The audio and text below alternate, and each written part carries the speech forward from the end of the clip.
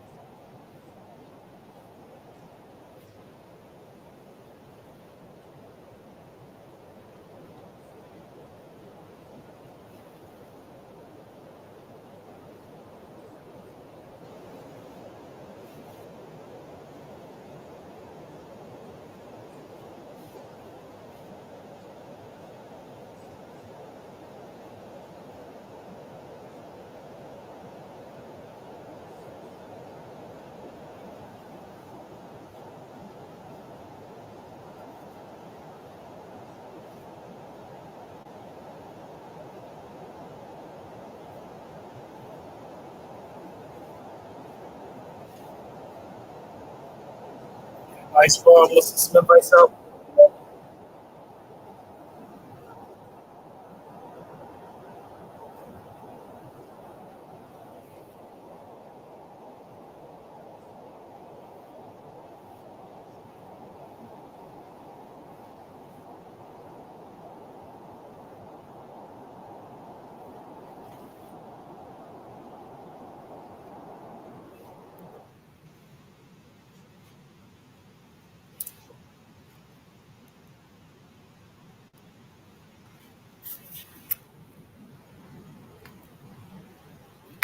So, today I'm going to share some interesting information. I'm going to go through the history, proof, and records. I'll cover some stuff that I've never covered before. Some brand new terrain, some brand new material. This, this is never presented before. I think this is going to be very interesting. And always want to invite people up and the input. But this is brand new content. I've never shared it. And I think this is what we really need to hear because a lot of times we hear people argue about the what is the legal case? Is there a legal? Are we legally recognized? Are we historically recognized? Is it just these fraudulent DNA tests that call us there? So today I'm this historic case about our Africanity, about our ancestors.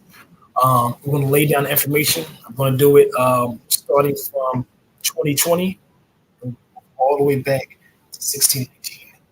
We're going to cover all the cases, all of them. Spot piece, heavy element. And what's good, bro? How you feeling? Shalom, bro. Like I said, put some thoughts in the chat. Let me know. We're going to really cover this stuff. Really lay down a litigious case. We're going to start with 2008. Significant things happened in 2008. And I'm going to cover that. We're going to go to 2003, 1900s. All right, so the first thing we're going to share right here is something that happened a few years ago. Some people may know about it. It was a resolution passed by the House. And what it did was it gave an apology for the descendants of the 4 million African captives in the U.S. And I'm going to share it right now. Okay. And once again, everybody, please give your input in that chat box. And let's go through it. This is 2008. This is the 110th Congress. And it is what we call House Resolution 194. And it is the federal government's apology for the enslavement of and racial segregation of African Americans. So it's two-part. The first part is covering the African slave trade, our ancestors who were brought abroad as captives in illegal slave trade, millions brought to America forcibly. And then the next chapter, which is Europeans interfering with commerce, trade, stealing our landmarks, stealing our patents, stealing our copyrights, everything, burning down institutions, stealing our land. This right here is the federal government's recognition of that act.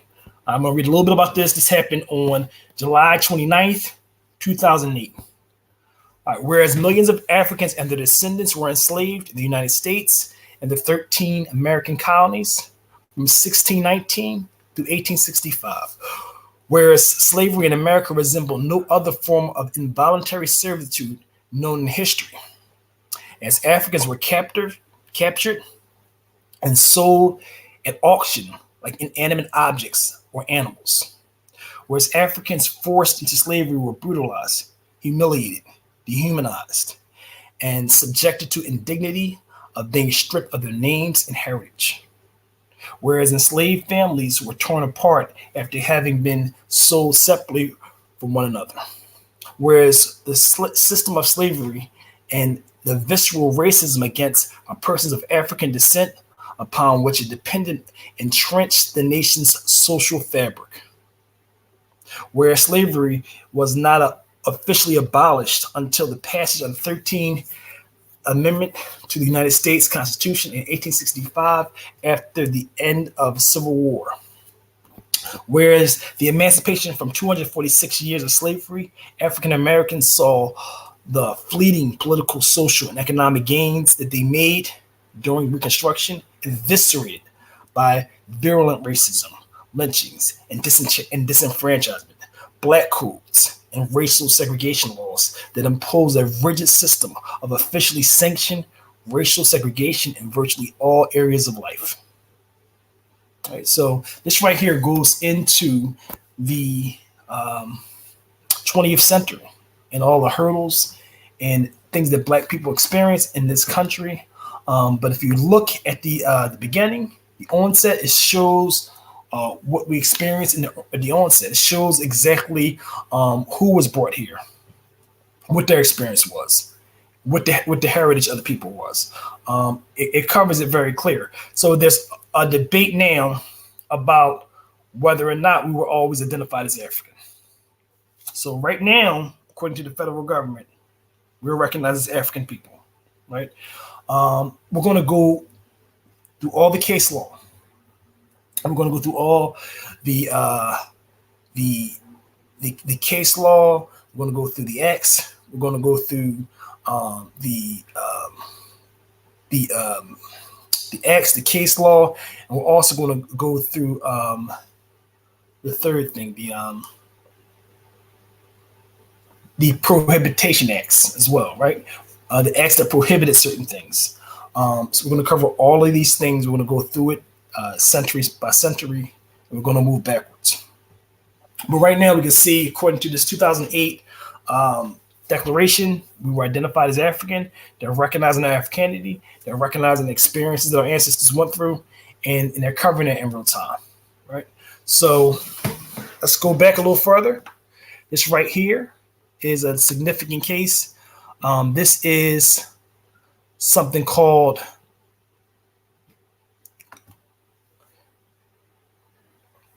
Jones versus the Commonwealth, right?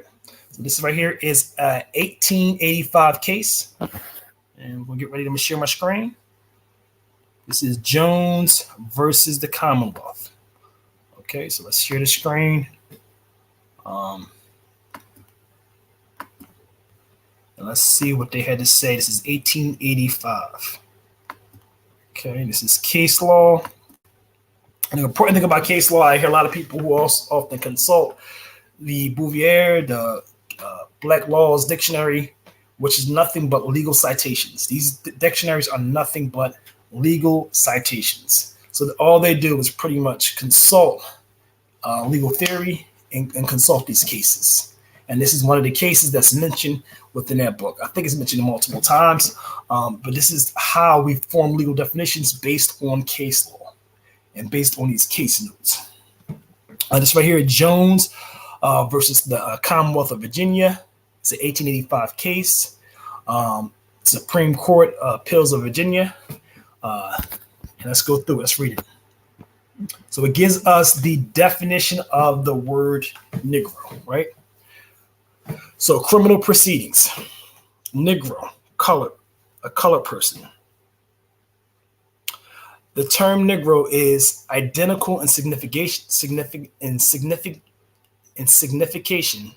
with the term colored person, and defined by Section 2, Chapter 103, that a person who has 1/4 or more Negro blood. The question, what is Negro blood? What do we consider Negro blood by law, right? This goes into what we consider Negro law. Let's read a little bit more. In order to sustain an indictment under Section 8, Chapter 7, Act 1877 and 78, making the intermarriage of a Negro with a white person a felony, it is necessary to first establish that the accused person is with 1/4 or more Negro blood, right? So in order to violate that policy, you had to have 1/4 or more Negro blood, which we consider quadroon, which is generally through African ancestry through the maternal side.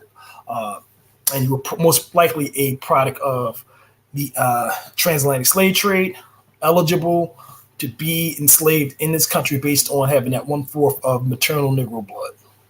Okay, so it's necessary first to establish that the accused person is 1/4 or more Negro blood. And the burden of proving this lies on the Commonwealth. Right, so in order to make that indictment, the person has to have that 1/4 of Negro blood. This is the case.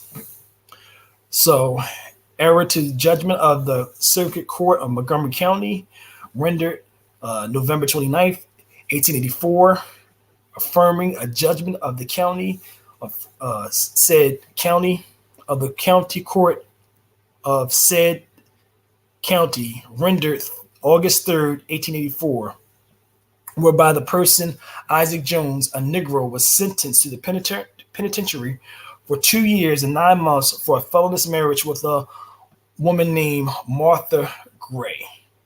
Okay, so then it goes on to that case, right?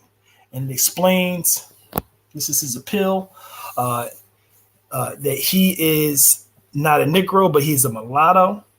And he has, according to 1877, 302, Section 8, a Negro person is a full African race. This is a white person is a pure Caucasian race. And what they're doing is not consulting the legal definition. They're consulting the Webster's definition at the time of the 19th century. The distinction between Negroes and mulattoes was fully recognized as a social fact before the Code of 1819. There was no doubt as to what a Negro was a Negro. The legislature defined him as, I guess it's M.M. Lotto by stature. All included all persons who had 1/4 or more Negro blood. So the debate is, he's stating that he didn't violate policy. He's technically a mulatto. He's half European, and therefore he's not violating the policy. But we can clearly see, based on the legal definition, that you either have to have 1/4 by the legal definition, and according to Webster's dictionary of the time, if you have 4 African blood, you're considered a Negro. Okay. Code of 1819 recognized Negroes and mulattoes as different classes. Right. So Negroes were considered a different racial categories. So if you look at some of the old documents, you will see this. You will see Negro has a certain category, and mulatto has another category. This right here goes into this legal definition and the debate. At the close, I'm going to share exactly what their conclusion was in terms of the Negro, right? So these are last two paragraphs are significant. I'm going to read them, okay? But the statute, March 14th, 1878, amending the 8th section, chapter 192 of Code 1873, which is the 8th section of the 196th chapter of the Code of 1849. Enacting 1847, using the word Negro as the original act of 1847. Then you can consult the act, prescribing that the same penalty for the Negro which provides for the white person. It does not use the term colored person, but the word Negro. And the plaintiff in the error contends that the word can only mean a full-blooded African and cannot include either the term mulatto or colored person, but must mean only a full-blooded African, since the statutory definition of Negro to which we have referred has been repealed, and no definition of Negro substituted. That the term Negro by statute before 1865 included mulatto, but the statute being repealed and there being no statutory definition of Negro, it is no longer by law includes mulatto. On the other hand, the Attorney General contends that the term Negro embraces all colored persons as described in Section 2, right? If the contention of the plaintiff in the error is correct, the law has no application to any colored persons or mulattoes except full-blooded Africans. Whereas the Attorney General is correct, the law applies to all persons who have 1/4 Negro blood in their veins. Okay, so then it goes through more legal definitions. It says, it thus appears that less than 1/4 of her blood is Negro. If it be but one drop less, she is not a Negro. Besides having certainly derived at least 3/4 of her blood from the white race, she has derived a portion of the residue from her grandmother, who was a brown-skinned woman, and of course, not a full-blooded African, whose skin is black and never brown. If any part of the said residue of her blood, however small, was derived from any source, any other source other than African or the Negro race, then she cannot be a Negro. The term Negro being held identical in signification with colored person as defined in Section 2. It would then sustain an indictment under the statute. It is necessary to establish first that the accused person is 1/4 or more of Negro blood. That is, that he is a Negro unless he is proved the offense is not proved, because this is not necessary for the essential element of the crime, without which there is no crime. Prom the certificate of facts. This is the case that we find that the accused was not a full Negro, but had white blood in his veins. But there was no evidence to show the quantity of Negro blood in his veins, and no evidence of his parentage except for that his mother was a yellow woman. If his mother was a yellow woman with more than half of her blood derived from the white race, and his father a white man, he is not a Negro. If he is a man of mixed blood, he is not a Negro, unless he has 1/4 Negro blood in his veins. Unless he has 1/4 Negro blood in his veins, and this must be proven by the Commonwealth as an essential part of the crime, without which it cannot exist. The Commonwealth, as we have seen in this case, has produced no evidence of this fact, and it is accused that and the accused person to be presumed innocent until guilt is proved. Okay, so that goes into the fact that he did not reach the criteria of what we would call a Negro at the time. A Negro, according to this legal definition, would be a person who has at least one fourth African blood.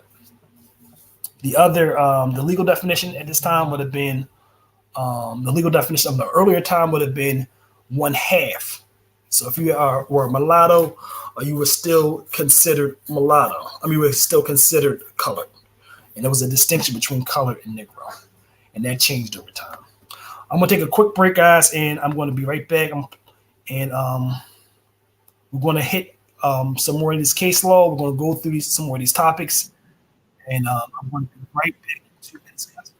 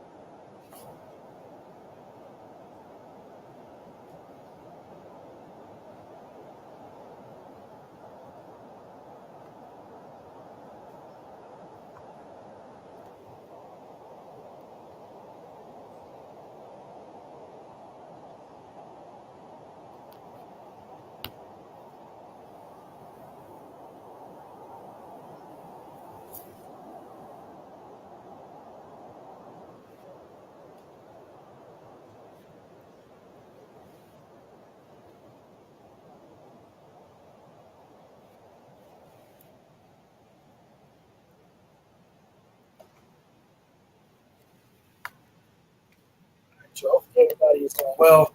I'm going to follow up. We're going to do some more of this case law. If anybody wants to join this discussion.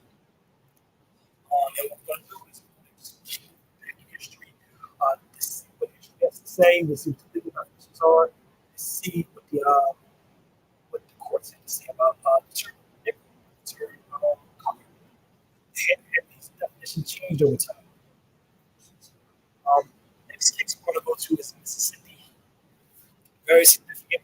It talks about legal status. I think this is something that a lot of people should look into. Once again, tap that link if you wanna join. This is interactive. Let's go to Mississippi now. This is the 19th century Mississippi great case. It's called. Make sure I got it right. I got a lot of these cases pulled up, guys. Okay, let's make sure I got the right case. This is, yep, this is it. High Hearn versus Brittle. It's an 1859 case. It's really interesting. Um, Cheater grabs popcorn. This is gonna be a good one. All right. This sets the matter straight in terms of the debate. What we consider um, uh, Indian, what we consider Aboriginal, what we consider whatever. You know what I mean? This right here is a really important landmark case, 1853. Mississippi. Okay, let's go through it. Okay, this right here is Herman versus. Okay, and this right here is talking about the status of our ancestors, the unique status of our ancestors, what happened over time. Um, let's get started. So, 1859, I Mississippi. This is the case. Okay. Regarding slavery is regarding our status in this country. Slavery. Africans, not citizens of the United States. Negroes of African descent, by the common consent of civilized nations, at the time of the Declaration of Independence, the adoption of the Constitution of the United States, were doomed to slavery as an inferior class possessing no rights which the white race were bound to recognize.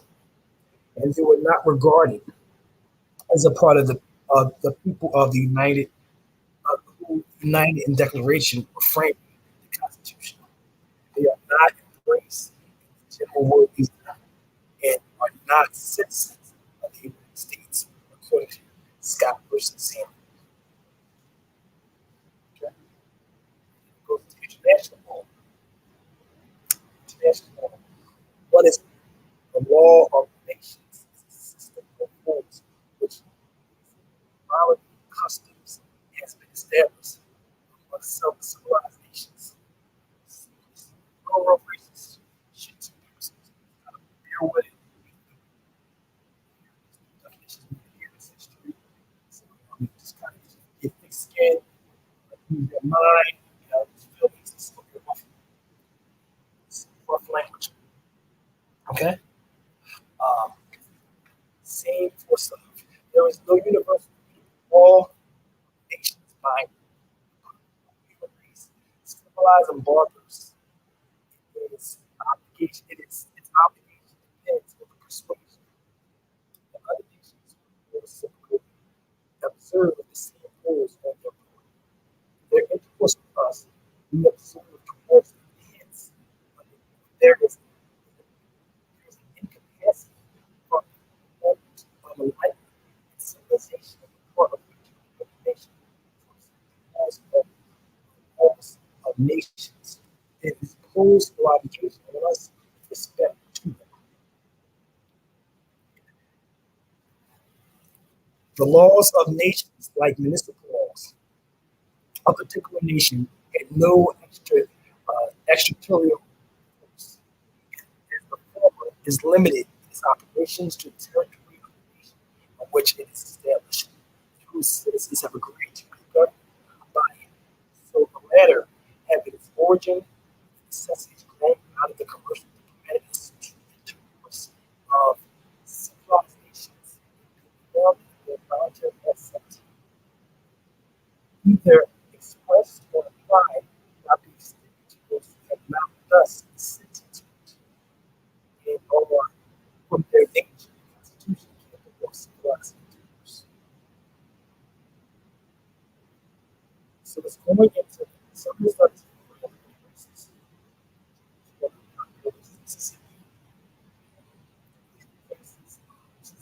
A lot of this has to do with the interactions of white liberals.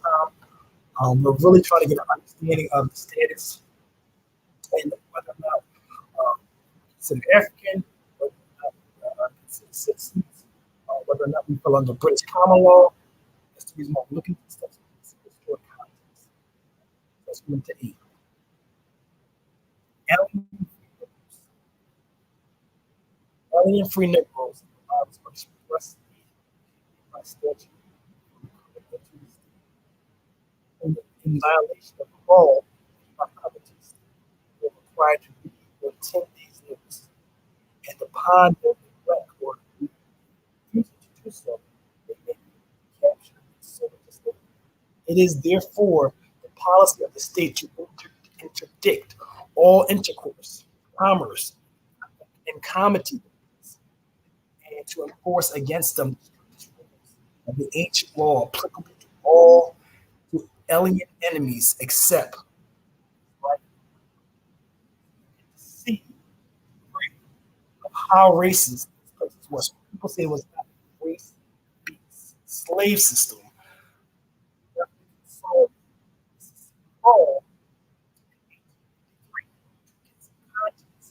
right? Because free people of color, that applies to free people of color. If people stay within their state for more than 2 days, uh, immediately forced to sleep.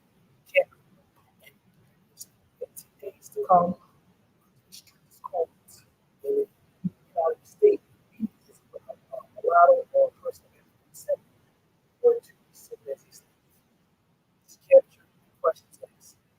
So people say it's not a slave system. So it's next. Right? So we just got to remember we have to anchor ourselves within the historic context. Historic context matters. This, how this country is racist, how this country is African, Negro is merged with African. Um,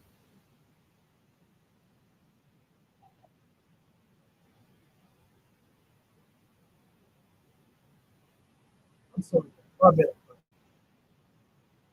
I'm sorry.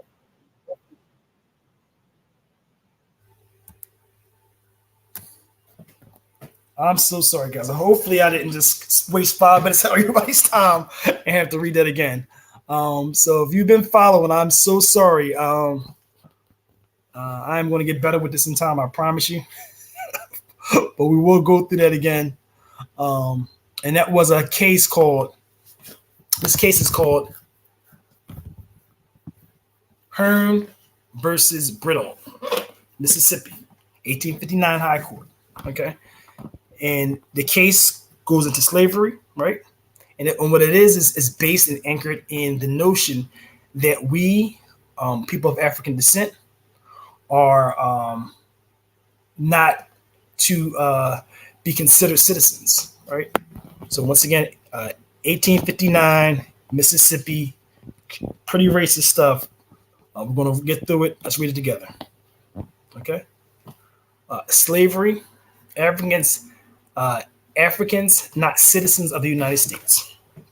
Negroes of African descent, by the common consent of civilized nations at the time of the Declaration of Independence and the adoption of the Constitution of the United States, were doomed to slavery as an inferior race, possessing no rights which the white race were bound to recognize, and they were not to regard as a part of the United in the Declaration or in the framing of the Constitution. And they are not embraced in the general words either, and are not citizens of the United States. And then they consult Scott versus Sanford. According to international law, what is international law?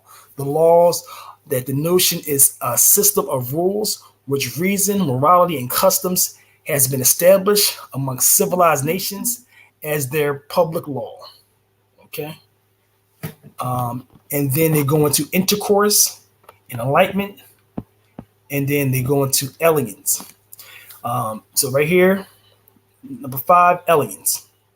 It is by virtue of the municipal law of each state or nation, or the law of civilized nation, which is regarded as the municipal law of each, that aliens have any right beyond jurisdiction of their native domicile. And this right here goes into it as well. Number 6, alien enemies. All aliens who are not friends or enemies. Alien enemies are either first temporary or such may become friends again, or second, especially permitted, and or camerant in the enemy's country at the time of suspension, amity, or perpetual enemies, or savage and barbarian tribes who have no social, commercial, and diplomatic relations with other nations who do not recognize the obligation of international law and comity. Okay, this is the big one. This is 8. Alien free Negroes. So an alien free Negro is a Negro from out of state or any free person who was to visit Mississippi. Alien free Negroes and mulattoes are expressly prohibited by statute from coming into the state. And if in violation of the law, they do come into the state, they are required to leave on 10-day notice. And upon their neglect or refusal to do so, they may be captured and sold into slavery.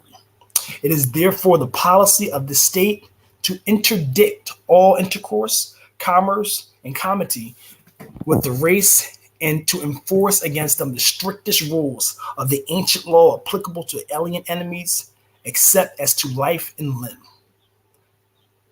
Number 9, property.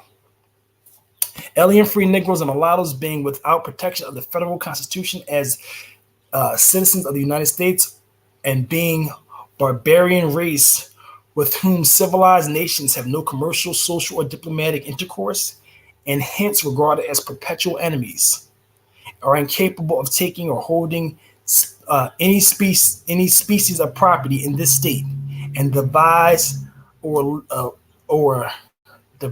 legacy to a person that is absolutely void. So that means nobody in the state of Mississippi can own any land. 10, slave, meaning free person of color. The term free person of color means one of African descent. Okay, so they are not recognizing anybody's the African race as a free person of color. You cannot visit their state and you cannot own property within their state, right? This is the precedent in Mississippi, and this is why Mississippi was one of the most racist states in the country, because this is the history of Mississippi. And it goes into some examples of Louisiana and some other places nearby. And these are personal testimonies, but we got a full understanding of how this country interacted with people who they considered Negro at the time. So once again, this is about the historic context. It's about how these people what they were considered and how they related to them by law. Let me look at some of these comments, and I'm gonna get back to part 3. All right, so African citizens, 1800. I'm not sure what that means, bro. So all we're doing right now is we're going through some of the case law. We're going through some of the.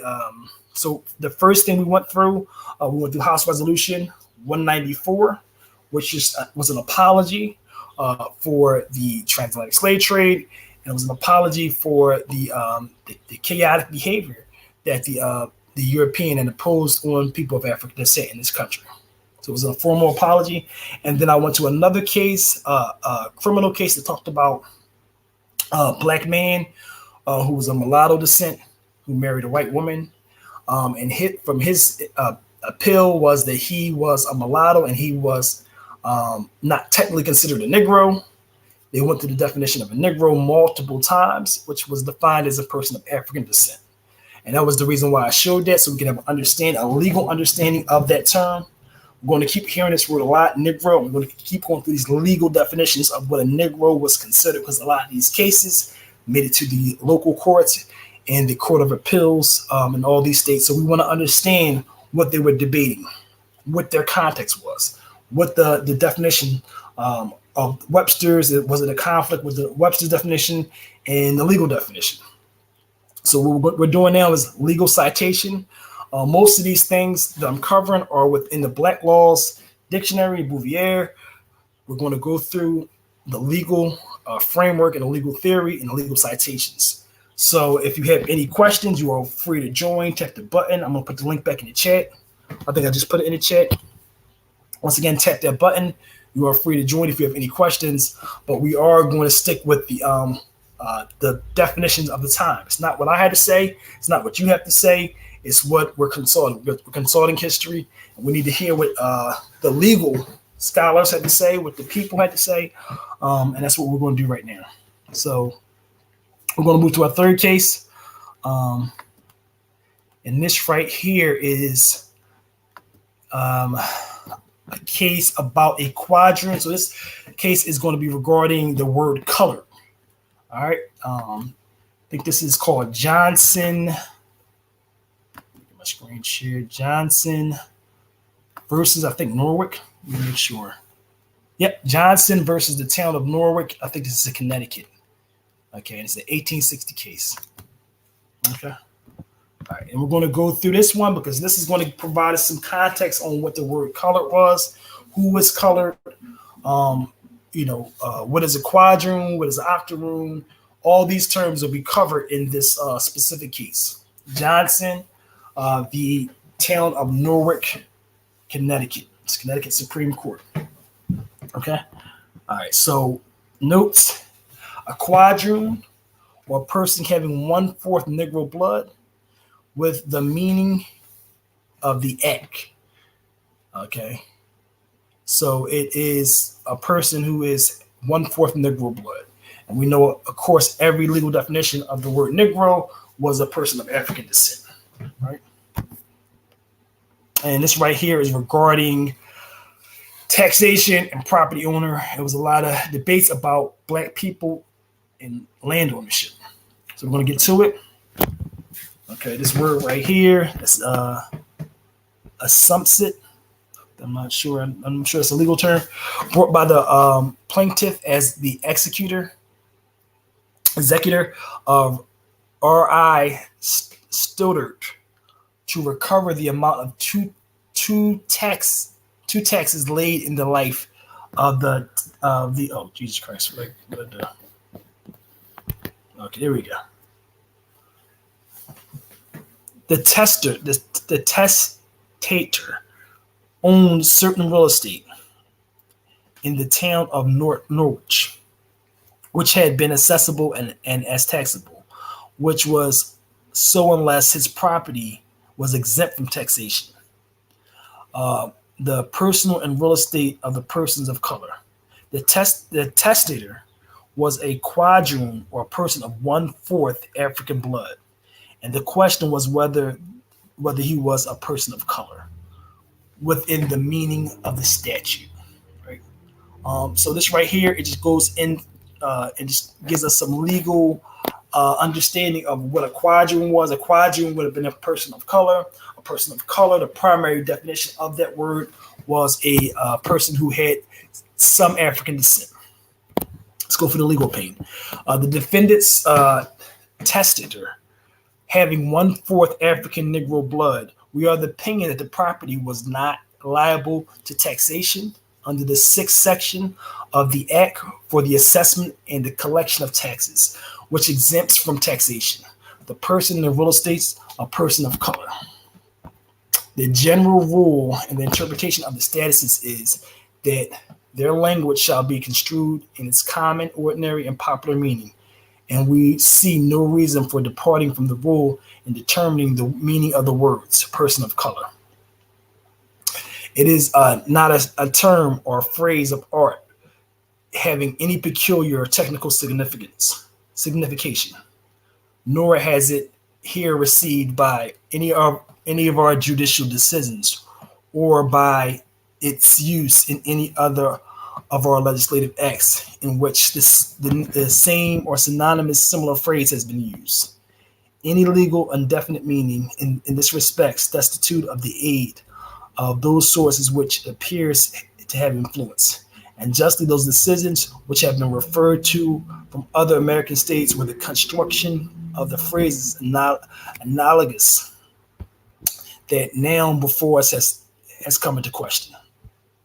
According to the common, general, and indeed universal acceptation of the phrase person of color is in the community embraces not only all persons who descended from the African ancestors and therefore pure and unmixed African blood, but those who have descended in part from such ancestors who have a distinct visible admixture of African blood. We therefore adopt the construction that the act in question hold the exemption provided it applies to persons proved to be as or of such descent and also having to disclose visibility of peculiar distinctive color of African race. The construction is according not only to the ordinary and popular, but also to the strictly proper and correct meaning of the language of the act.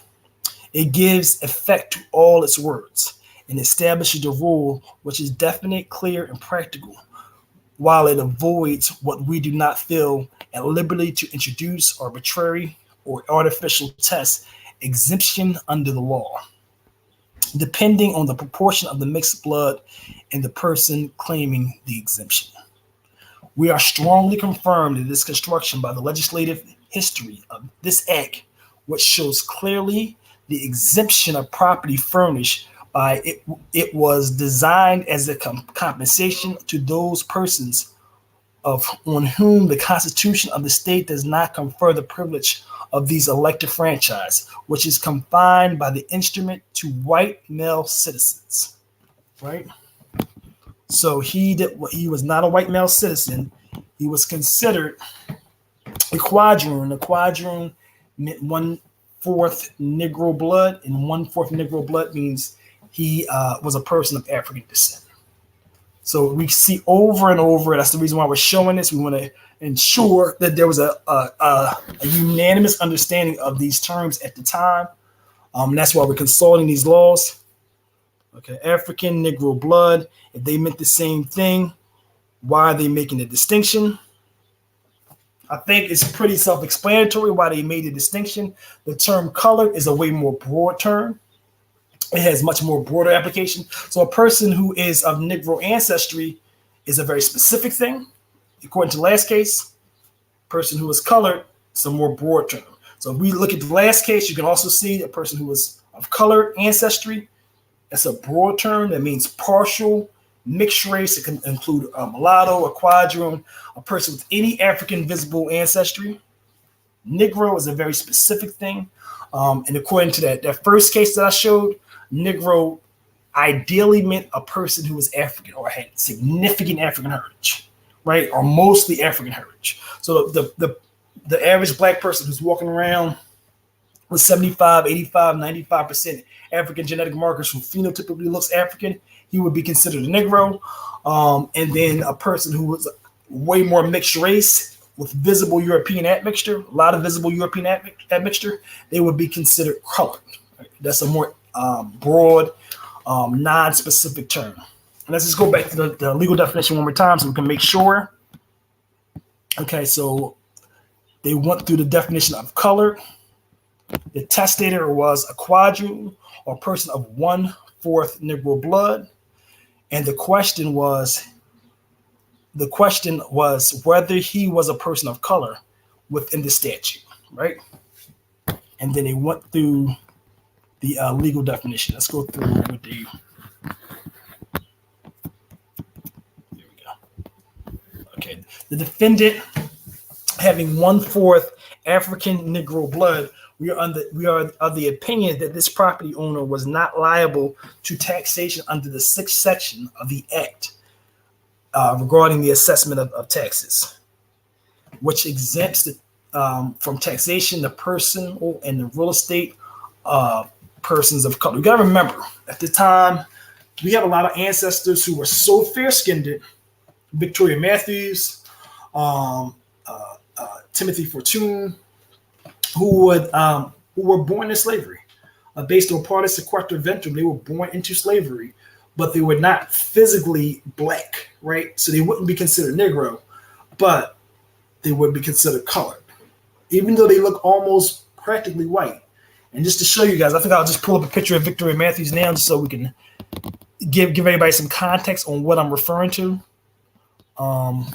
These people were highly mixed race, right? And it's important to understand how they look and why this term color is used so frequently within the mid-19th century, because you had a lot of mixed race ancestry at the time. So I'm going to put this in.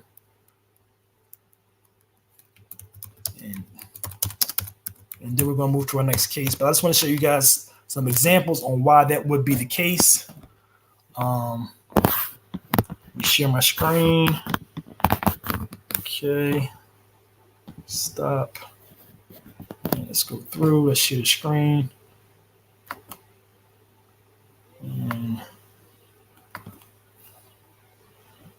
here we go. Okay. And spare with me 1 second, guys. Let's get this right here. All right. So this right here, this is my Instagram page. These are some examples. At the close of slavery, these were the faces. These people would be considered black, right? They would be considered black, but how black did they look? That's Victoria Matthews. That's a early legislator in the South. This is what his name? That is the father of what's the New York representative name? I can't think of his name. For some reason, I can't think of another name. I probably have it on my Adam Clayton Powell, Amanda Dickerson, PBS Pinchback, Ezekiel Miller. Yeah, so right here, and then we also have a picture of J. Edgar Hoover on here. And you can see J. Edgar Hoover looks actually blacker than the guy next to him, right? J. Edgar Hoover was technically considered.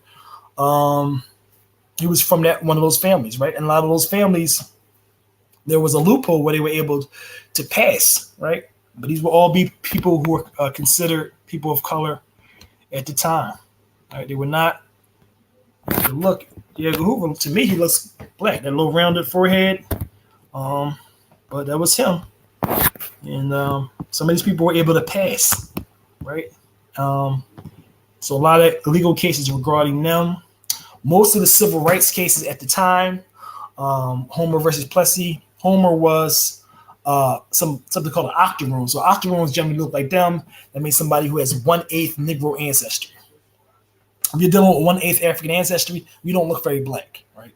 So that's just to give everybody some context. These are the octoroons at the time. Okay, so in that case, you just read, it said they were African Negro. So an African Negro, they went through and specified in the first case the distinction between an African Negro and a person of color. Okay, he said he thinks black, it's color, it's a status. Okay, so African ancestry and Negro. Negro means black, African ancestry, Southern race. These are very distinct, specific terms. That's why I keep going through it. We're seeing over and over the legal definitions over and over and over. I'm not sure if it's going to penetrate, but all I can do is show the evidence, right? And there's a lot of evidence, right? So let's go through it. What you guys have? John McKee with his, yep. All right, so let's go through the next legal case. And we will just hear the cases out. That's all. That's all we're going to do. We're going to keep hearing these cases out because we need to know. I think I'm going to, because some people might have came late, I'm going to share that first case for a second. In case you just read, it said that they were African Negro. So like I said, we can open the case back up. We can look at it. African Negro was somebody who has African heritage. That's what that means. Color is generally applicable to a person who is of partial African heritage, but it also incorporates a Negro. The terms are synonymous, but they're not the same, right? A color has a more broad term. So if the person is referred to, we can revisit it and see exactly what you're referencing. If you can join, like I'm going to send a link out, just join so we can hear exactly what you have to say. And this can be interactive. So just tap the link. So I can see exactly what you're referencing. We can pull it up. We can discuss it. Right now, we're going to go back to that first case. And that way, that first case really covered exactly what we were discussing, right? That first case covered it pretty well. I'm going to pull that first case up. We're just going to just touch it for 1 second. All right. All right. This is where we at. 1 second, guys. No likes.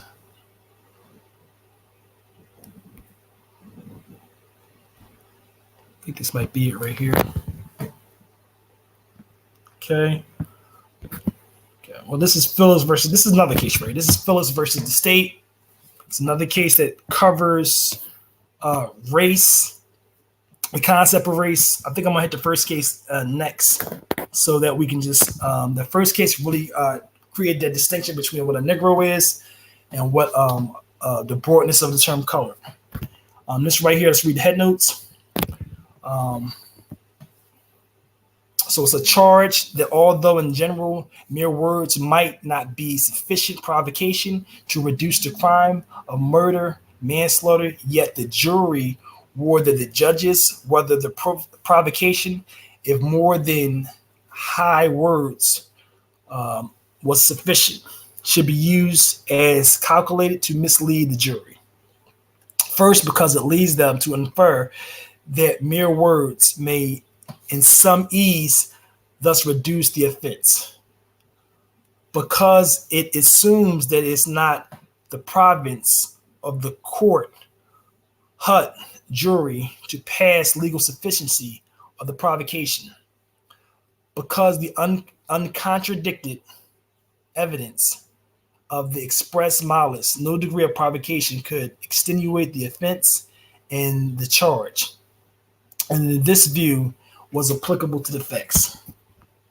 In criminal cases, evidence of previous good character is proper for consideration of the jury, not only where doubts exist upon the proof, but to generate a doubt as to the guilt of the accused.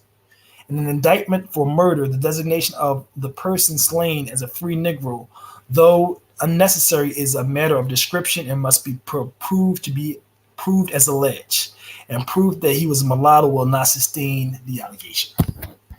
Okay. All right. So this right here is going to go and explain what a Negro is, and we're going to skip right down to the end of this one, because this goes to a criminal case. We don't want to discuss the criminal case. We want to hear the definition of the word Negro, and we're going to go right to the end, and we can hear exactly what they're stating in terms of the word Negro. Right? Okay, so I want to make sure. Okay. Bear with me, guys. We're going to get this last part, and then we're going to hear the legal description. And I think this right here is the description that a lot of the dictionaries are going to use in terms of identifying what a Negro is. Okay. As opposed to the supposed variance, it is not only necessary to remark that although it was necessary to have described the party slain as a free Negro, yet having so designated him in the indictment, it becomes a matter of description and must be proved as alleged. Mr. Greenleaf lays down the rule thus: if the adverment is a divisible and enough is proved to constitute the offense charge, it is no variance, though the remaining allegation be not proved. And this is what we're going to get to. But where a person or thing necessary to be mentioned in an indictment is described with unnecessary peculiarity, all circumstances of the description must be proved, for they are essential to the identity. The example: Pot is an indictment for stealing a black horse. The animal is necessarily mentioned, but the color need not have been stated. Yet it averred it become a matter of description, and it must be proved. And so we're going to do a legal definition of a Negro. In the case before us, the deceased is described as a free Negro. The word Negro, meaning a black man descended from the black race of Southern Africa, is not understood in common parlance to mean a mulatto, or the statutes seems to have the distinction between them. We do not think a bright mulatto, as the deceased was shown to have been, fill the description of Negro. This can, of course, be remedied by additional count in the indictment.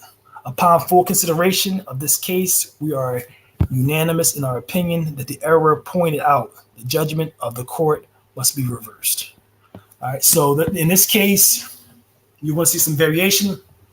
In this case, a light-skinned person who's a mulatto would not be considered. But you're going to see it go back and forth.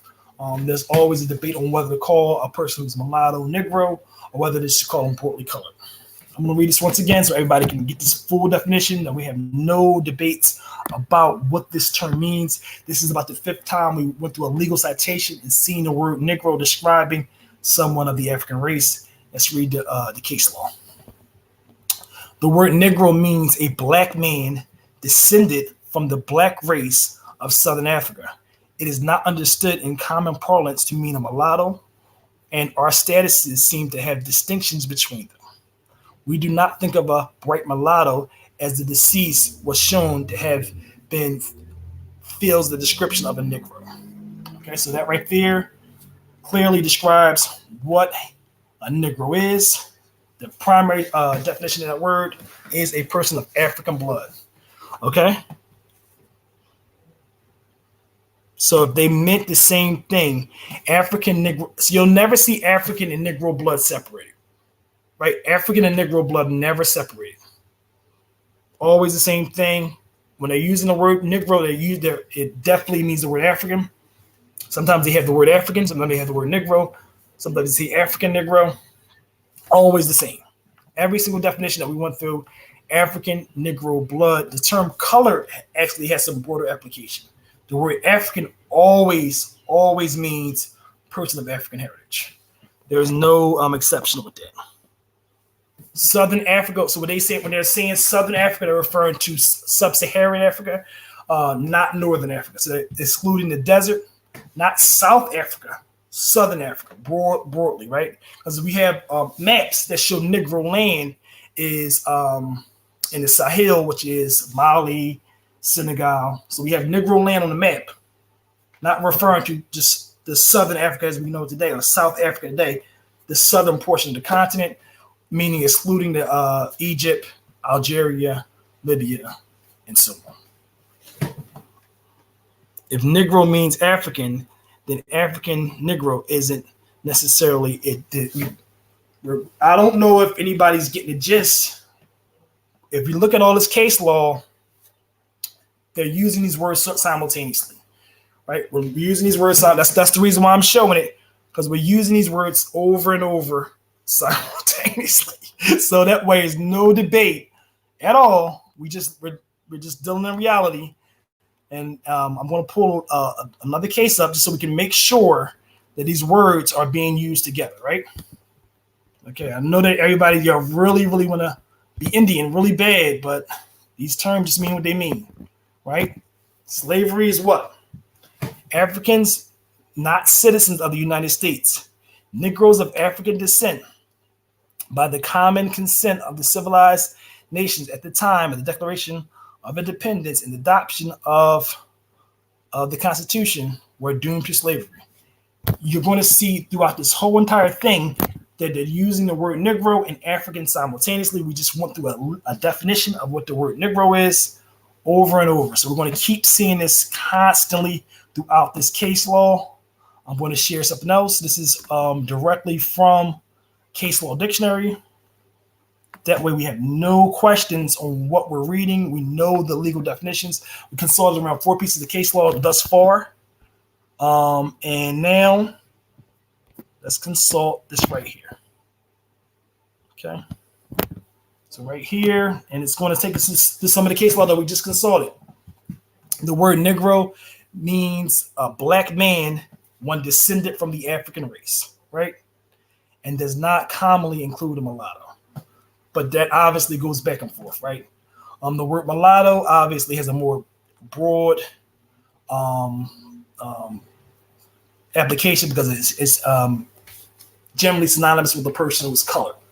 So if we look at the word colored, it's going to broadly apply to a person who's mulatto, but it's also going to incorporate a Negro as well because the word colored is a more obscure term. But the law differs from states and are not uniform in that respect. Some include the description of Negro who has 1/8 or more African blood. So some states incorporated quadroons and octoroons in their law.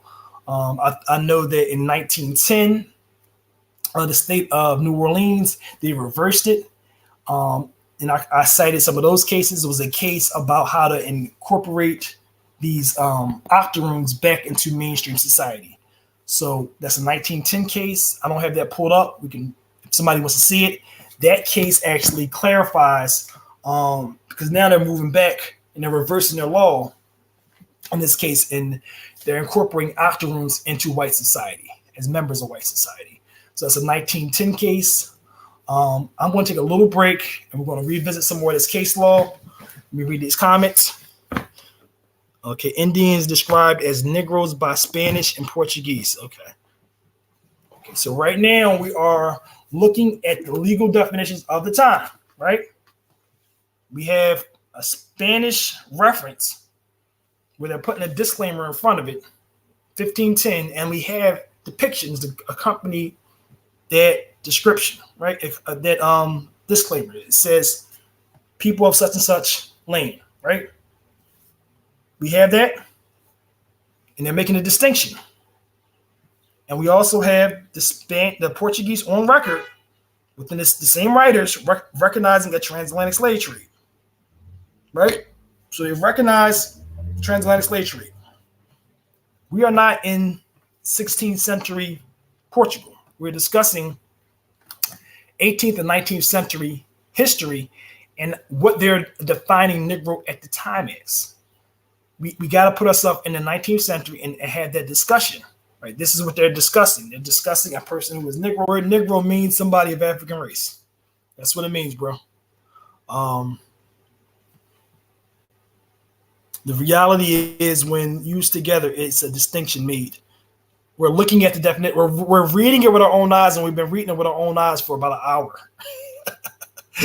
I think y'all probably should let this go because I'm going to keep doing this over and over. We're going to keep going through legal definitions. We're going to keep going through the dictionary definitions over and over and over. And that way we can just inundate ourselves with this concept and we understand exactly what happened in real time. There is no debate whatsoever. I think whatever debate we had is gone. So I'm going to just tap out for a couple of seconds and we're going to go with some more case law, okay?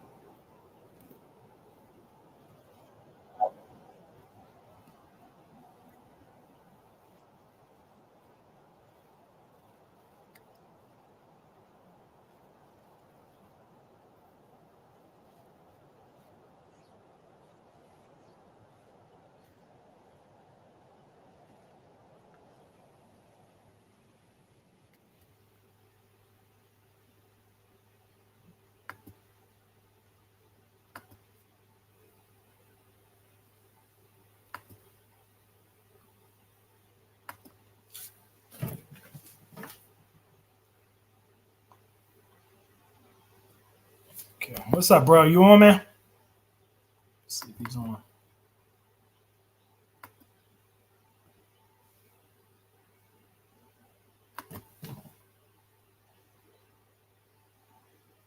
Is he on? Let me see.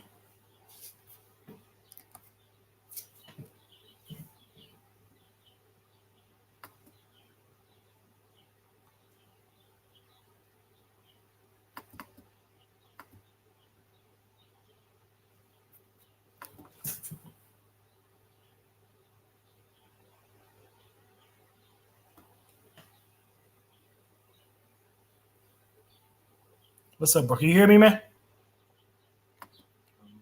Okay, here we go.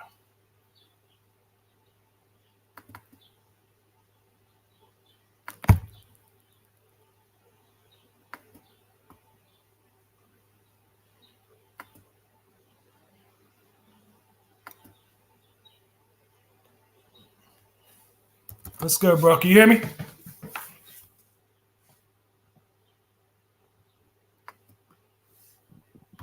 Hello? Can you hear me? There we go. How you feeling, man? What up? What up? What's going on? Man, we got some discrepancies going on right now. Okay, I'm listening.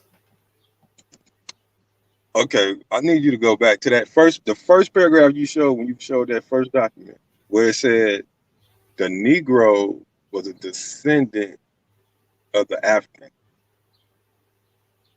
That right there shows you those are two different people. They're not the same people. So let's just do with first thing we're going to do is we're just going to deal with let's just deal with a dictionary definition, right? Before we get to the legal definition, still with the dictionary definition, right? Here we go. That's a dictionary definition, right? Do you realize they don't know? So you telling me they can't change a dictionary to make it fit their narrative? So why don't we just read what's there first, and then we can discuss what happened. We all know. We don't have to remix it. So what does dictionaries have to do with case law? Like you say, case law. Well, they consulted the Webster's dictionary. They consulted the Webster's dictionary in their definition as well. The first one I read, right? They consulted it. All right, so let's read it. A native or descendant of the black race in Africa. The word is never applied to the tawny or olive-colored inhabitants of the northern coast of Africa, but to the southern race of men who are quite black. So through that, about two different times, we see they're referencing the southern portion of Africa, right? Which means sub-Saharan Africa. They're referencing that portion of Africa, right? Let's just leave it up so we can just look at it and see what it states. That's right there, the 1828 definition. Here's the thing about 1828. 1828. Why are you using 1828? Because we're in the 19th century. We're discussing 19th century case law. Right? What year is the case law? So every piece of case law that I've addressed has been in the 19th century. What year is the case law? I've referenced multiple pieces of case law. I realize I went through about 4 different cases so far. They all got years. So what year? Like I said, they're all within the 19th century, bro. No, they're not. No, they're not. Okay, so you're stating all the case law. You got to prove it. You got to prove the case law is in the 19th century. Bro, listen, hold on, stop. Because if it's not, that means let's pause. Okay, so first thing I stated was the case law that I shared thus far is 19th century case law. Did you hear that part? But you didn't show that. You just showed some words. You didn't say this came from 19 whatever 18 whatever. So when you play it back, so here's the thing: when you play it back, you will actually see me start at the beginning, read exactly what the case law was, and read the date and show the date. That was the first. I just said, what's the date? Okay, so what? I didn't see that part. What's the date? I said, I didn't just show one thing. We showed multiple things. Most of them were in the late to mid 19th century. They were all within the 19th century. And what I did was I showed a 19th century definition right here that we see on the screen, which are all going to be variations of this right here. And within the case law, they're also consulting 19th century. I got you. Now look. So let's just go through it. I want to make sure it's all. Let's just revisit the case law first. Let's stop that. You read it, right? What did that say to you? What did you get from that? What did you read? What's that? I don't see it. The last definition I had up there. What did you get from that? What did it say? It said well, I don't know. Negro descendants. Okay, so let's make sure. I'm gonna share it again. Listen. We got it. If I'm this is the reason why I'm sharing it. It says what it says. Keep it up. Keep it up. Let's keep it up. I don't mind keeping it up. There we go. That's it. What does it say?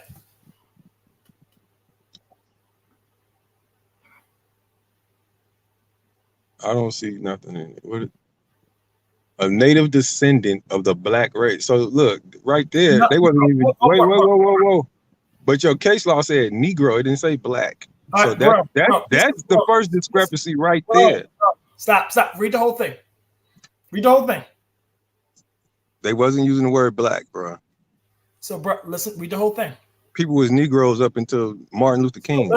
Listen. Read the whole thing. Read the whole thing. I don't want to read it. I just read it. No, don't stop and black read. Stop. Race.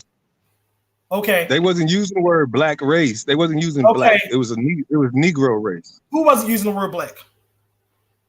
It was Negro race. But who wasn't using? You said they weren't using the word black. Who wasn't using the word black? Who? In that time frame, 1828, they were referring to our people as black. So that's the problem. The problem is you have to be able to. You have to know history, right? I mean, I'm asking you. I don't know. Right. I don't know about. I don't know about them using our people as black in 1828. Okay, so we have Benjamin Banneker in 1770. He's writing a letter to who was that at the time? I think that might have been a letter to Jefferson. He's writing a letter to Jefferson. And he's using the word African and he's using the word black race. Right? He's using both of those terms within that letter. We have a book in the 1800s called R. Dig about her experience in White House, very racist experience. R. Nig, one of the first published book by a black woman called R. Nig. She's using the term black multiple times. She's also using it in the title, right? R. Nig. We have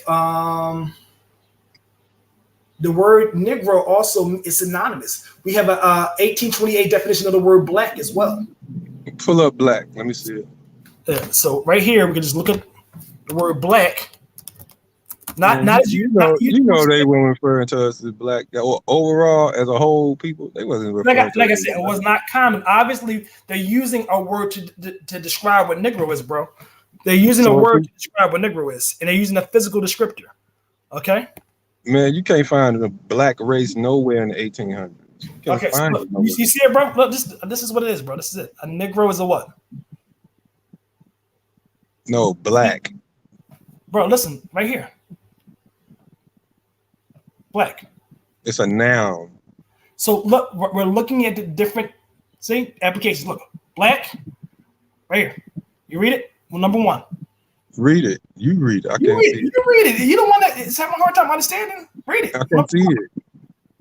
You can't see it? Wait, it's a black verb to make black, a blackened soil. Why are you not reading number one? Why are you skipping just number one? Read number one. It said which is destitute of light. Why we're not gonna play games, bro. I said number one, a Negro. Negro. That's not black. What are you talking about? Look, bro, look. Looking at the definition of black. And these are different applications, right? Black. Now, look, number one. Read it.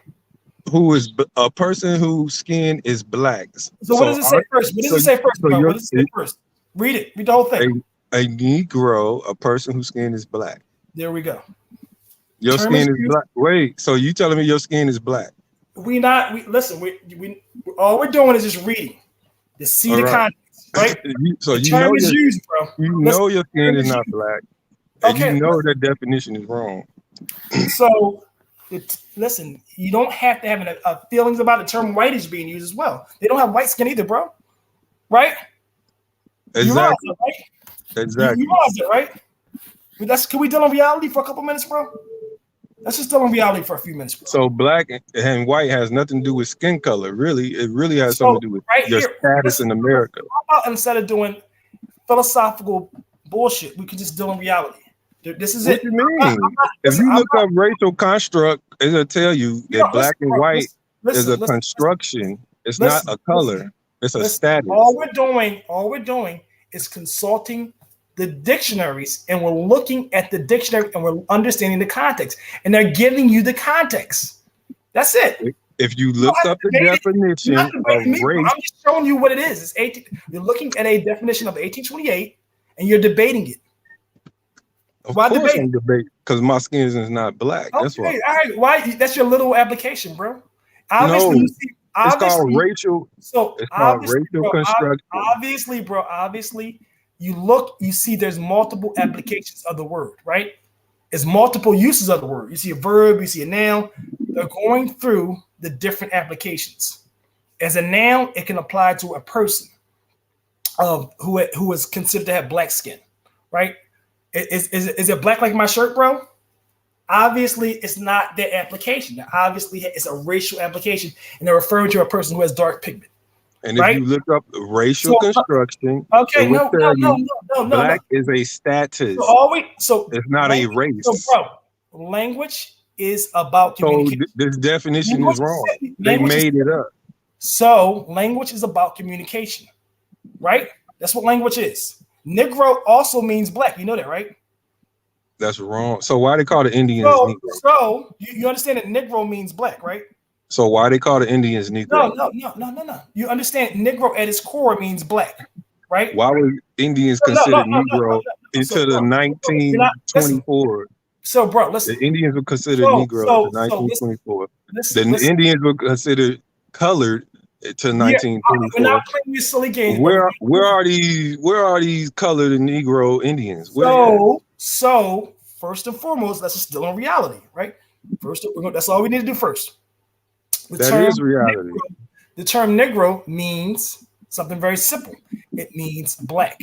So if you were to put that in a Spanish dictionary right now, that's what they told you. Word. But secondly, it also is a racial construct, right? It's a racial word, right? The same way black. Dark. In Spanish, it means dark. In Spanish, it means dark. In Portuguese, it means dark. Here's what y'all do. They'll inference too much rather than reference. Right? It doesn't matter what I'm giving you the reference. Spanish and Portuguese. Bro, Negro meant does not matter. The Europeans. I'm not. Listen, we're consulting. What we're doing right now, we're consulting. So you don't want to go through history. You don't want to go through history. You just want to stick to your point. You don't want to go through history. The word morphed into black. That's what the word morphed into. It used to mean dark. It went to black, then it went to Negro, and now they're telling you it's a black race. That's a morphation of the word. So listen, it doesn't matter what you feel or think. What I'm stating is history. What I'm stating is something very simple, right? That's the history. Right now, what you're looking at is the application of that word. So the word black is being used as a self-descriptor. Black people are using the word to describe themselves for over 300 years in this country. Your opinion, I understand. A few of them, not all of them, not the majority. A very small percentage. And they're also using the word Negro synonymously. The word Negro is being used synonymously with the word black. No, it's not. We see the definition. The word Negro in the So, bro, listen.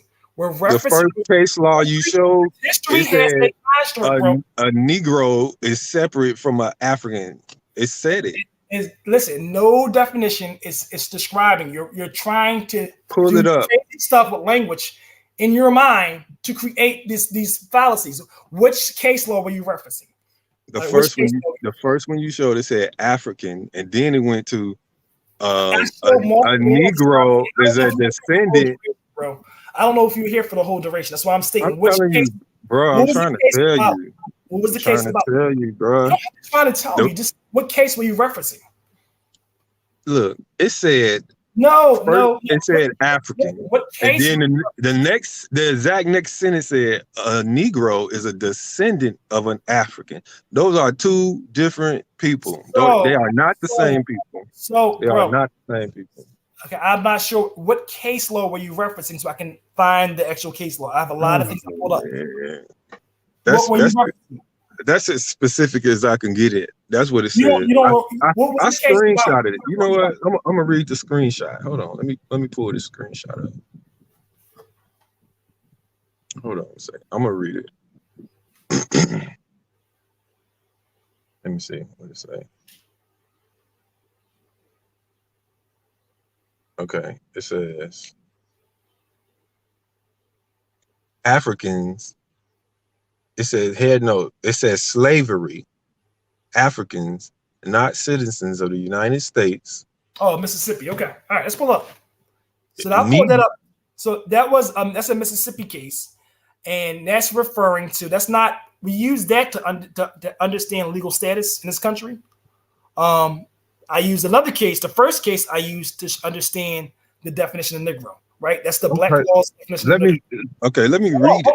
So I'm gonna show you the first one I pulled up. Right, and this one provides the definition of Negro. This is about the best definition, and I'm gonna pull this one up. And then we're going to revisit what you just stated as well. You're sharing the one from Mississippi, which also provides a definition of Negro as well. But this one right here is the primary definition, right? This is what they're consulting in the Black Laws Dictionary. So this right here is one of the many legal definitions of Negro. All right, so this is Felix versus. Hold on. Alabama. Here we go. Okay. All right. So the word Negro, meaning a black man descended from the black race of Southern Africa, is not understood in common parlance to mean a mulatto. Right?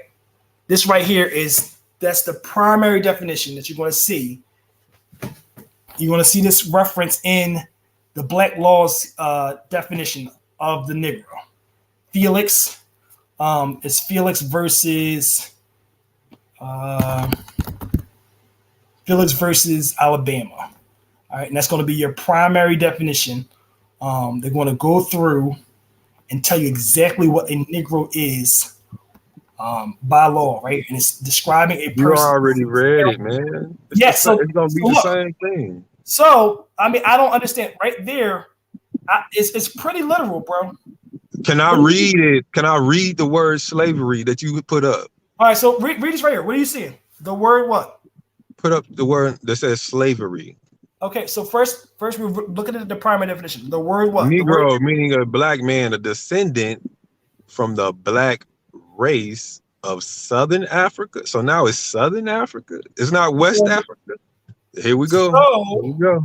Did you also see the last definition? Did you also see the Webster definition that said y'all play silly games? Y'all play so many silly games, bro. How many Africans left Southern Africa to the United States? So, bro, a native African. Y'all attach yourselves to everything that don't got nothing to do. Hold on. Listen to this. The word is never applied to the tawny or olive colored inhabitants of the northern coast of Africa, but to the more southern race who are quite black. Are you getting the understanding? It's referring to everything in sub-Saharan Africa, south of the Sahara. That's what they mean by the Southern Africa. It says Southern. You don't know what Southern Africa is? Okay, so bro, hold on. I mean, I don't mind teaching. Hold on. That's what we're gonna do. Okay. So I thought we all came from West Africa. Oh, okay. I'm West here. You ready? So West Africa now is Southern Africa. So now you don't see that. We're gonna because y'all play games. These are the wearable games y'all play. Hey, that's your source. You showed that source. Negro land. What is Negro land? Let's see. Let's look at the map. Negro land. You see? Bro, they weren't calling no Africans Negroes until what year is that? Negro land. What year is that? Negro land, bro. It's an old term. What year is this? This is an old term. This is a 17th century term, bro. Okay. In the 14th century.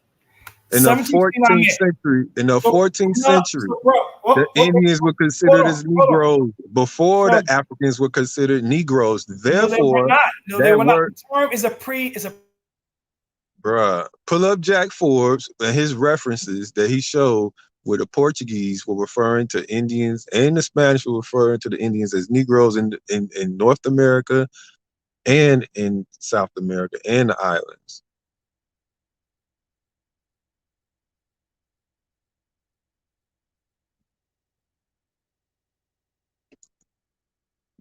You don't want to go back through history because when you take that word Negro back, you're gonna find out that the Indians were considered Negroes by the Portuguese. They were called Negro by the Portuguese.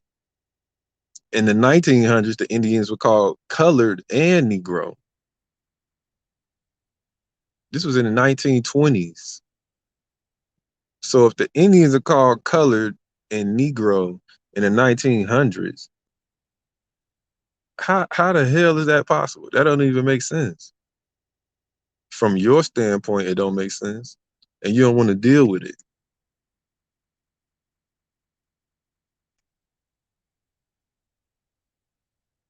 Shit, I'm about to go to work, man. You playing? You know Jack Forbes, and he got the references in his book where he got it from, and he got it from the colonial records of the United States archives, where the Portuguese were referring to Indians in North America and South America as a Negro. This is in the 14th century, early 1500s. They wasn't considering Africans Negroes in the 1500s, the 1600s, or the 1700s. That's something very, very new. So when the European got the word Negro, they started applying it to the Indians in North America as Negroes. And you don't want to deal with that. You want to skip all of that history and go to the 1800s. The Negro didn't mean the same thing to the European. And then, and then this says Africans, not citizens of the United States. It's a hyphen. Then it says Negroes of African descent by the common consent of civilized nations at the time of the Declaration of Independence. So it's saying Africans are not citizens, Negroes of African descent. Those are two different people, distinctively two different people. They are not the same people. But then this ain't enough proof to prove that 50 to 60 million of us, what they say, are of African descent. We can't even prove we of African descent through lineage. If you trace your lineage, you're not gonna find an African. You're not gonna find a slave ship. You're not gonna find no slave ship manifest.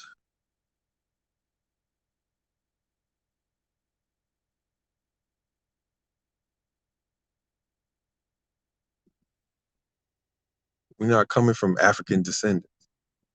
You can't trace your family to an African descendant. Like, why? What's wrong? If it's so recorded in history, they documented everything that you're an African descendant, and then when you trace your family, all of a sudden, damn, I can't find an African. You can't even find a damn slave in your family.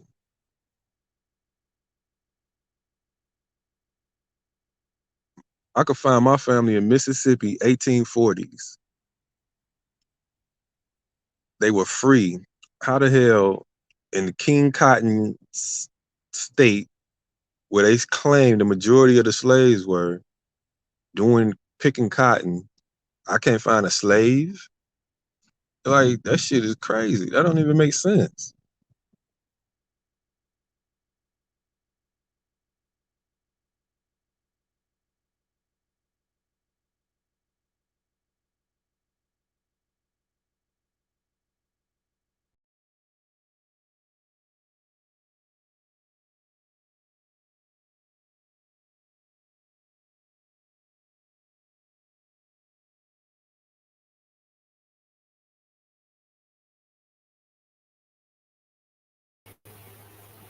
Okay, all right. Sorry about the technical difficulties.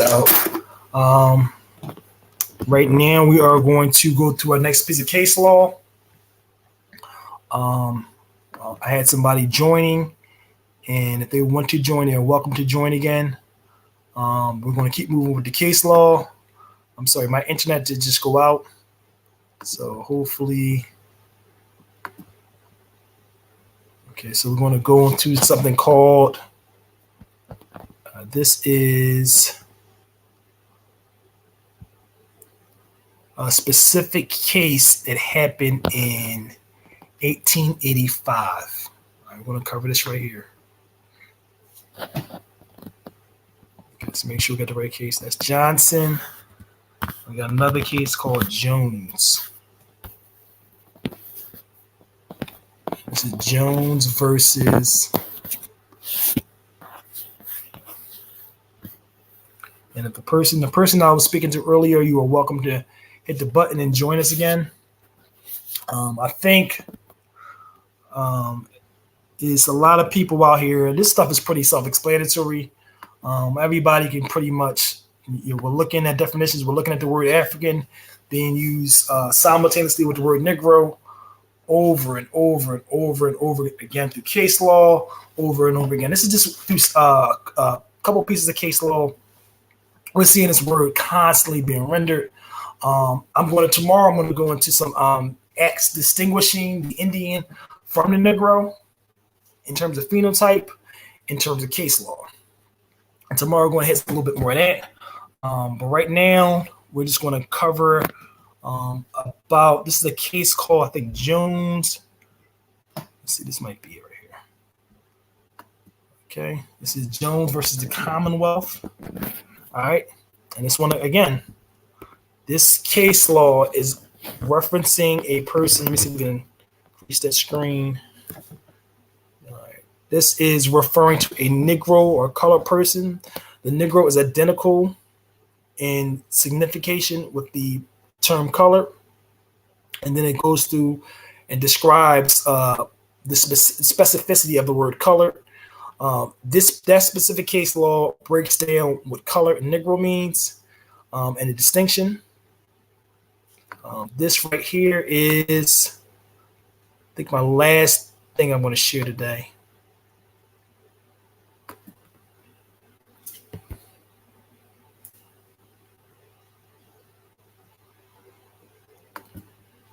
Okay, this is my last thing I'm going to share today.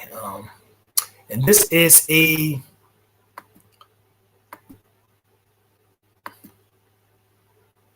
recognition by the federal government, and it's Resolution 26. Okay, so just once again, this was just simply so we can get a gist of what was stated through history. This right here is, you'll find that full language. Need that full language. Where's that full bill at? Okay, get that full bill. That thing out. Oh, no.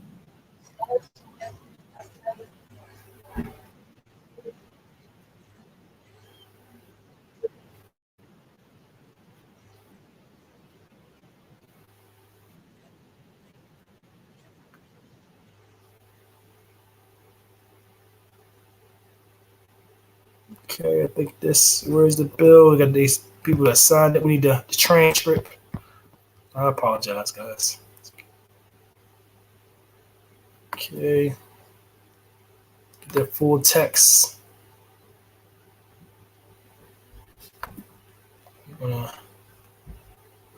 One second, guys. We're gonna pull this full text of this this last bill up. I'm going to get to that.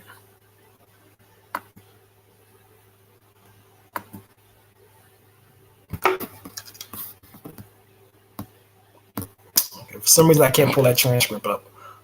So the last thing we're going to hit today, then we'll hit something else. We're going to go through the last thing. This is something called the summary of the history of the Negro Acts in Virginia. I'm going to hit a little bit of these. I'm going to come through the live documents tomorrow. We're going to hit this topic again. Just going to make sure that we see and we know what the history is in this regard. Make sure it's covered. Make sure we understand. So I'm going to share this right now. This is a summary of the Negro Acts that codified race-based slavery in this country. And these are significant. So we have in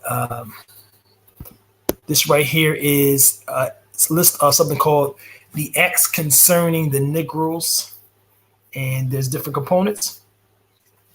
All right, so whereas the law now in force for better governments of slaves are found insufficient to restrain their unlawful tumultuous meetings, it is enacted that any number of Negroes exceeding 5 conspire to rebel. They shall suffer death and be utterly excluded the benefit of clergy, right? So this right here is referring to the Assembly Act in 1723, where no more than 5 Negroes can assemble in one spot. This is the beginning. This is before the Negro Acts, and this is in response to a rebellion that happened earlier in that century. There were a lot of slave rebellions that are not mentioned through history, but a lot of times they rebelled, they fought back. But this right here, we have a discussion also not about just Africanity, but about codifying race-based slavery. And for some reason, we have a lot of people who are just trying to reimagine history. And we have a whole bunch of revisionists who have absolutely no way to substantiate these claims. We have the actual law. We have the case law to show that we're African. We have the case law to show that this country was racist. We have the case law to show our Africanity and show that the term Negro applied and meant a certain thing, a specific thing. In the 19th century, the 18th century, and the 17th century. It's a physical description. The Indian is separated based on phenotype.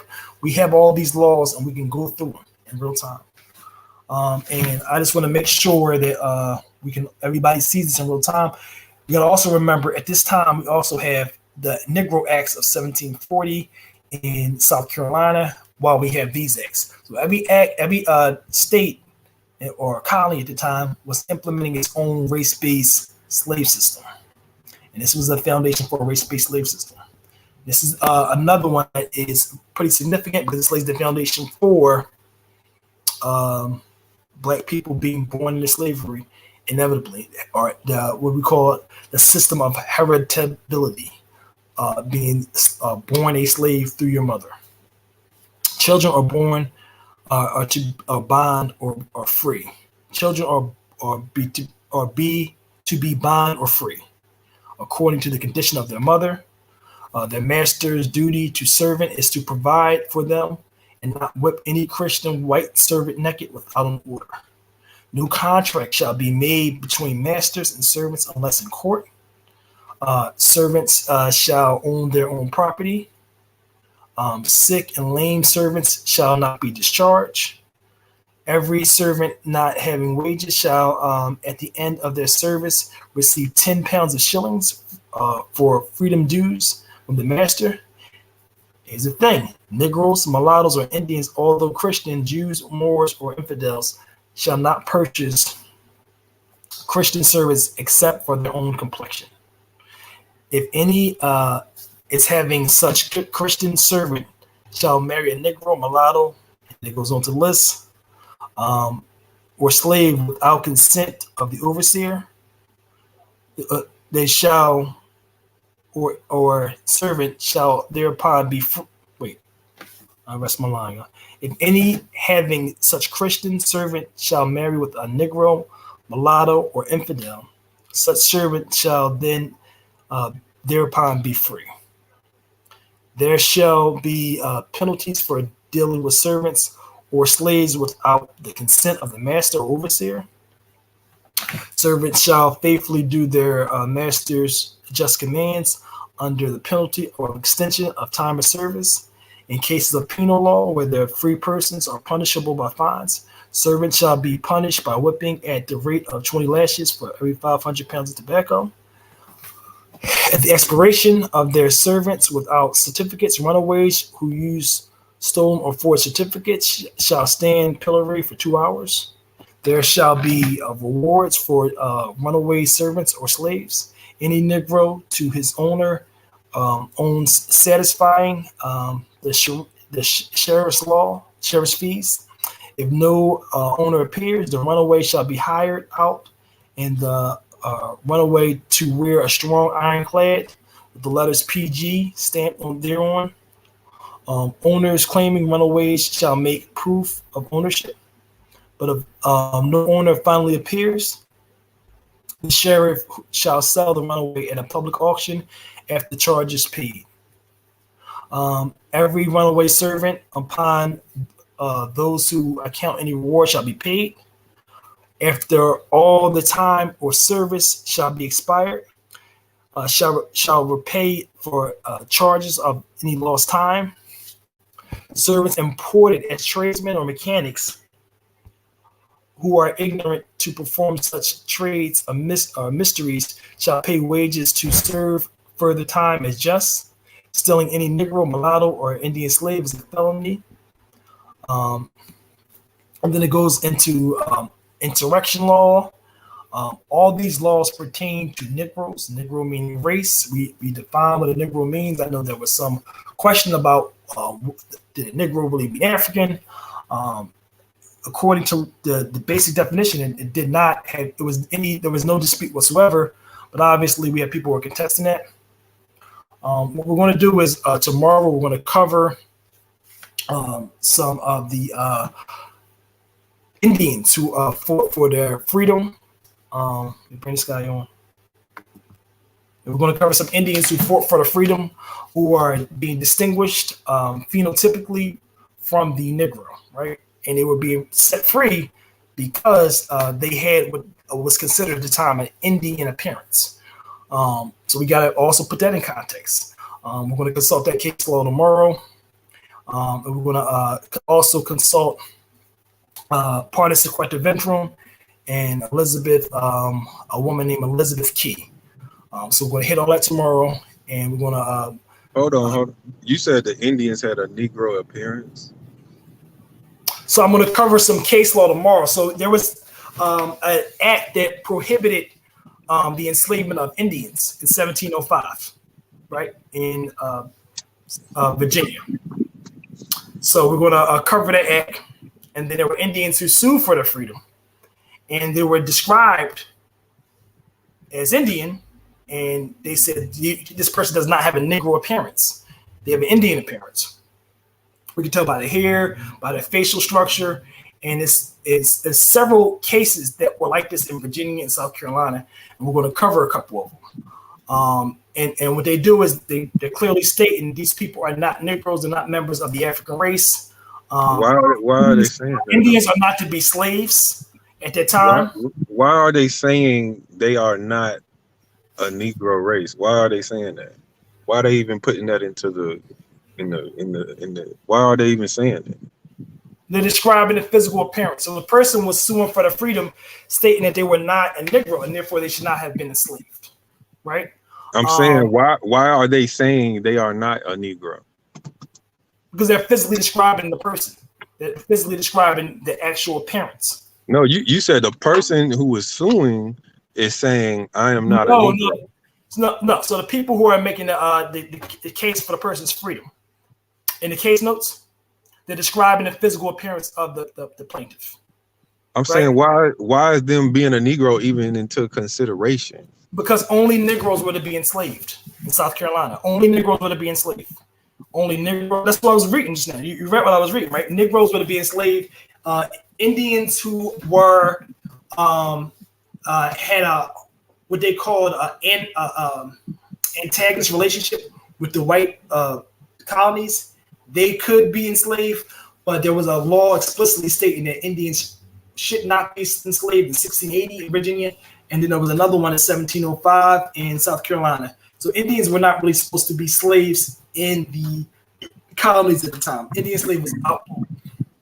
So I can cover that as well.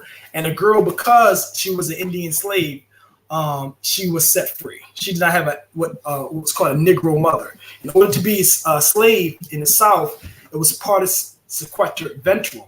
You said she had a Negro mother? So I'm gonna repeat it. She did not have a Negro mother. She did not have a Negro mother, and therefore, if you do not have a Negro mother, you would not meet the criteria for being a slave in the South at that time. So these There was Negro. a law in the act called Parte Sequestrum in Right. 1662 I in understand Virginia. that. And then also I read another portion of that was reiterated in 1725. That is here. I just pulled up on the screen, and it stated that you were to be a slave based on the status of your Negro mother. If you do not have a Negro mother and you are enslaved, you should not be enslaved. So these right? so these Negro women, they were Africans. So, like I said, every single solitary definition of the word Negro is African. It says African, Southern race of Africa. I know the people said No, that's only your that's only your 1828 definition, brother. Anything before that, when you get into the 14th centuries and the 15th and 16th centuries, they're considering the Spanish. Wait, brother, here you go. The Spanish called the Indian Negro. American listen, I'm gonna prove this to you. I'm about to prove it to you. Anybody but Negro, anybody but African descent. And if you look at in the Negro Act, listen, in the Negro Act, who are the people that's inside this Negro Act that they're talking about? So the Negro Act is that's why it's called the Negro Act. It's stating that people who are African descent cannot own property. No, it names several people. It said mulatto. It said Negro. Who else? It goes to a lot of people. It reads a lot. It's a lot of people within that act. But right. And guess who's not in that act? The Africans are not in that act because they weren't considered Negroes. What in the world is wrong with you, sir? Bro? How delusional are you? Did you just read about 5 definitions? I just asked you. Hold on. Why does it say? How come it doesn't say African in the Negro Act? Think about that for a second. So what does that make sense? So, bro. So listen. Hold on.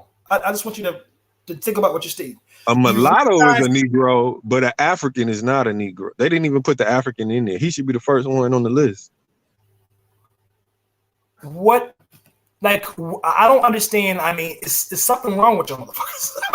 I hate to say it like that. Like, if a Negro is a hold on, bro. Listen, we just went through. No. Your definition said Negroes are descendants.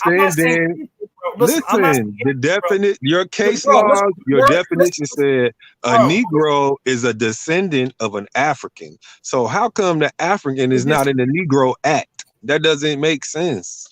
Hold on, bro. So they should cover the whole. They should cover the whole boards. They shouldn't leave the African out. What in the world is wrong with you, dude? There's something wrong with you. You don't get it, do you? Your definition says Negro descendants and Africans, but when you get to the Negro Act, it don't say African. You don't get it. You don't get it. Okay, hold on. Okay, all right. This is what you're referring to, right? I said, who are the people they named in the Negro Act? So, Africans are not citizens of the United States. This is the Negro Act. No, this is what you're referring to, bro. This is what you keep referring to. No, the Negro Act. The Negro Act. We can revisit that tomorrow. Yes, we're going to revisit that tomorrow. This the Negro Act. Hold on. We're going to revisit. We're going to revisit. No, go to the Negro Act. Hold on. Let me finish. Bruh, I gotta go to work. Go to the Negro Act. It's a list of people within the Negro Act. Okay, so and you went to see the word Africa in a document, right? You just read it, bro. You just read it. You went to see the word Africa explicitly on the document, and we'll do that tomorrow. I'll make sure just for you. You just pulled it up like 2 minutes ago. I'll make sure because I'm gonna hit that tomorrow. But right now, you keep talking about this right here, right? Negroes of African descent, right? This is what you keep referring to. No, I said the Negro Act. This right here is what you're referring. You keep referring to the Mississippi Act. This is what you're referring to over and over. I'm talking about the Negro Act, man. What are you? Now you're talking about the Negro Act. Before you were talking about this, right? You kept talking about this, right? You just read the Negro. You just read the Negro Act, so I'm referring to. Now that I put it away, now you want to talk about something else. No, Now we you talk pulled about it away because you don't want to talk about it. You don't want to talk I'm about going it. to talk about that tomorrow, just for you. Just for you. We're gonna cover it. Africans, not citizens of the United States. Negroes of African descent. Of African Those are descent. two Yes. different people. Those are two different people, and you don't want to admit it. Africans are not citizens of the United States. Negroes of African descent, by common consent of civilized. How is it they're just saying Africans, right? They're saying not citizens of the United States. That's a sentence. Done. Negroes of African descent, by common consent of civilized nations. What in the world are you not understanding? What Period. civilized nation? What civilized nation? What civilized nation? What civilized nations? Negroes of African descent. That's what they're saying. Negroes of African descent. By the common consent of civilized nations. What are the civilized nations? Why are you having a philosophical discussion? This is still the damn definition, dude. I'm reading it. Okay, so listen. What do you see? Philosophical. I'm reading it. Hold on, bro. Who are the civilized nations? Why are Africans even mentioned, bro? Why are Africans even mentioned? Why are Africans even mentioned? Based on your, they shouldn't be mentioned. Why did they distinguish it from Negro? No, why are they two different people? No, listen, bro. It's not distinguishing. Why is it it's a big hyphen? It's a hyphen. That's like a definition. The hyphen separates the African from the Negro. Africans not definition. Africans not citizens in the United States. But the Negroes are the Negroes are the Negroes descendants? Are the Negroes citizens? What in the world is wrong with you, dude? Are you playing? Are you serious? So you telling me they're not distinguishing those two? How are they distinguishing it, bro? You just said it. You said the first sentence. Explain to me how are they distinguishing? What are they distinguishing? They're using the term African on both sentences. What are you talking about? What are you talking about? I don't understand what do you mean? Bruh. It's nothing hard to figure out. Throughout this whole entire document, they're using the word African and Negro simultaneously, bro. I don't understand how you not understand. So listen. Where are these dark-skinned Indians that was here? Where they at? Why don't you focus on this? Why don't you focus on this? This pertains to that. Listen, this right here is what we're focused on, and the reason why I'm focused on is because if it's other people in here, bruh. In that Negro Act, they said mulattoes and Negroes in the Negro Act, right? Okay, so here's my thing. Here's my thing. Why do we have Indians and Negroes in two different categories, bro? Why are they? If you want to ask questions, why are Indians and Negroes separated? Then because the Europeans separated with definitions. How did they separate the Indian from the Negro, though? The Spanish didn't separate the Negro from the Indian. Yes, they did. No, they didn't. No, they did not. No, they didn't. The Spanish or the Portuguese, they never separated them. They never separated them. And we have the photos. Bro, you need to go read Jack Forbes' book. They were not separate. He never merges them together. Some people separated them. Other people considered them the same. Jack Forbes does not merge African together. Bro. Some people separated them. Some people included them together. That's why you have. My thing is, that's why you got Indians saying I am not Negroes, or you got all the way up into Walter. Right, so here's my question, bro. Why did Walter Plecker consider Indians as Negroes in color? Why did Walter Plecker do that? No, he did not. He separated the category. He separated them. Listen to what you said. He separated it. But when you read Walter Plecker, it says also, bro, listen. It says the Indians and the Negroes, they look the same. No, he did not say that ever. And you didn't read it. You didn't read it, bro. He's referencing two different groups, and he's saying mixed race, Indian and Negro. Why is he referencing mixed race? How can it be mixed race if it's no fractionality? Bro, they started. I'm finna tell you, they was considering the mulattoes as Indians. No, he's not considering mulattoes as Indians. They are. That's why they said they try to pass for white. That's why they said they try to pass for white, man. All right, listen. I'm gonna let you go to work, bro. Listen. Here's what I'm gonna do tomorrow. I'm gonna pull up his quotes. Right? Man, I already read it. Here's what we gotta figure out. No, here's what we gotta figure out. Not all his quotes. Because if you did, you wouldn't be debating me. We gotta figure out what is an Indian and mixed Negro person? A person of Indian and mixed Negro blood. How is that possible if they're the same people? Secondly, let me show you. We also got to find out a mulatto is not considered an Indian and mixed race person. He's not considering them the same thing. I'm finished. I'm about to say one thing, and I'm about to leave. I'm going to show you something you don't know. In earlier history, they were considering a mulatto as an Indian and a white person. And then later on in history, it changed to a black person and a white person. But what you don't understand is that the mulatto was the Indian, or it's the same damn thing. Well, here's the problem. You have no definition to support your claim. Bruh. Only I have a definition to support the claim. You have no definition to support the claim. I do got it. I have the legal definition to support the claim. I just showed everybody. Right? I showed about 6 legal definitions today. So you know that the Portuguese called the Indians Negroes, but you don't want to talk about it. Why do you want to skip away from this, bro? You can't answer no basic questions. Why is what I'm saying is, but bro, this is important. This is important. Why is Walter Plecker, the person you referenced, why is he calling Indian and black? What is Indian and Negro ancestry? What does that look like? How do you have an Indian and Negro ancestry? How could they be mixed? That means they have a different phenotype, bro. You realize that, right? You can't be mixed and have the same phenotype. It's impossible. Are you there? A mulatto. How can a mulatto be an Indian and a white person? No, I didn't say that. I said, how can you have a person who's Indian and Negro ancestry? How could they be mixed? Explain that to me. They changed it.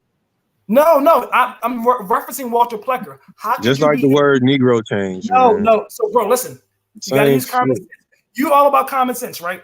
How could you have Indian and Negro mixed? Right? They changed it. They changed what? Who changed what? Change what to what? Or later on in history, they started changing. That's why they're writing it down. They're changing it. Bro, listen. I'm saying Walter Plecker is distinguishing the Indian from the Negro, and he's saying people of Indian and Negro mixed heritage. Why is he making that reference if they're the same people? Why are the Portuguese referencing the Indians as Negroes? But you brought up Walter Plecker, bro.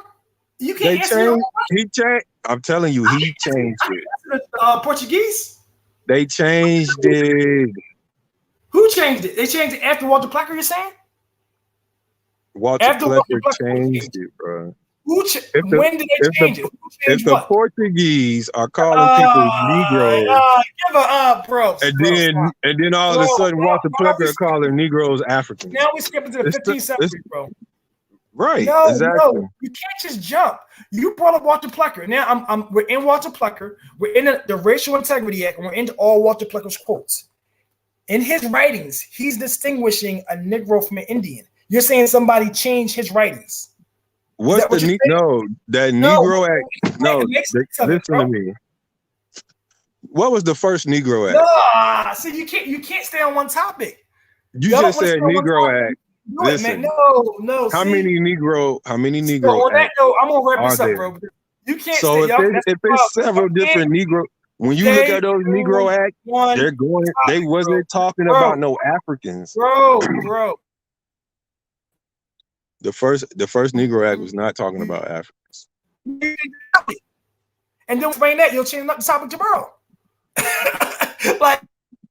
Bro, you just read it. Your Negro Act why is your Negro Act including mulattoes? Oh, okay. All right, bro. This is bullshit. On that note, we're gonna wrap this up. It doesn't include Africans. How come it don't say nothing about no Africans? Explain that tomorrow. Hopefully you're there for that. Right now, you brought up Walter Plecker, and now you want to change the topic. You don't want to talk about Walter Plecker anymore, do you? No. I'm telling you, he changed it. He the one who changed it. He changed what to what? Why did he write another Negro Act from the No, last Negro Act. All right, so you're changing the topic. You brought up Walter Plecker, right? That's why we're talking. Right. So now we're shifting from Walter Plecker. I'm saying, explain the Indian. Why does he differentiate the Indian from the Negro and talk about how it makes? Why is he talking about how it makes? Huh? He's a known racist, brother. Okay, but that still doesn't make sense. Why is he distinguishing those two groups? He doesn't want to include the Negroes as the Indians. No. He's saying Indian and Negro mix. So he's recognizing somebody is Indian and then somebody is Negro. So it's a discussion. He's racist. Because he believes they're from Africa. What two groups is he confusing? Give me some context. Walter Plecker was a eugenics, right? Okay, all right. So, bro, listen, what you're not getting all of the eugenics said the Negro is the African, but if you go back in history, the Portuguese would tell you that the Negro was the Indian. Okay, he changed it. They changed it. Listen, it's that simple. It's still two different groups. So he's obviously, who is the other group? No, you don't want to touch white people. Mixed white people, mulattoes, mixed white people, mulattoes.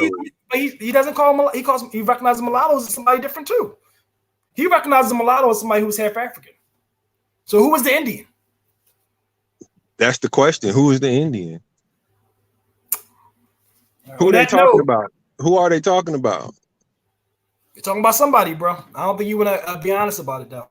On that note, in the Negro Act, he's including Indians. That don't even make sense, man. They shouldn't even be in the Negro Act. Why the Indian even? We'll discuss that tomorrow, but I think that you definitely got some. You don't want to ask those critical questions. I told you we'll do it tomorrow, but I don't think you want to answer the critical questions because the topic you brought up, you're changing and moving away from. All right. On that note, we'll revisit this tomorrow. This was a heated discussion. But when you go back to that, 1700 Negro Act, we'll have a discussion. All right, bro. All right. So on that note, I will be doing this tomorrow about 3:00. I'm gonna go live. I'm gonna read a couple of these comments before I log off. This lasted way longer than I thought it would. Some of the contention to me, I don't quite get, but let me read some of these comments before I go. Where are they? Yeah, and then the person, thank you. I mean, and when y'all keep talking about these dark-skinned Indians, he brought up a group of dark-skinned Indians in the deserts of Mexico. I mean, some of them I've seen as dark as me. Dark-skinned, dark Indians. I don't understand how, I mean, they exist. He defined Indians how was a racial. So we have the quotes of him separating the Indian from the Negro. I don't understand this.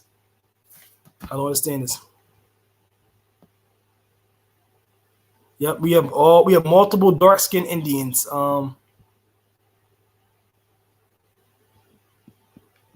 Big Ant. Okay, let me see what we got. Okay, that's this right here. This is okay. All right, we can discuss Dred Scott too. So tomorrow I'm going to discuss some of those distinct cases. We have an Indian girl who was described as an Indian girl, and she was free because she did not have a Negro parent. I'm going to cover that case. I'm going to cover a couple other cases tomorrow. We'll go through that Negro Act. We'll hit a little bit more at these African laws and us being considered Africans. But today I think we did cover that the case law does recognize us as African over and over and over. Every dictionary in the 19th century. I think it's obviously going to be some resistance to this, but these are the facts. This is not what I wrote. This is what history states over and over. And whether we would acknowledge it or not, it seems like it's going to be resistance. I'm going to keep providing evidence. And on that note, everybody be safe. Have a good night. We'll have a more productive discussion tomorrow. All right, y'all be safe.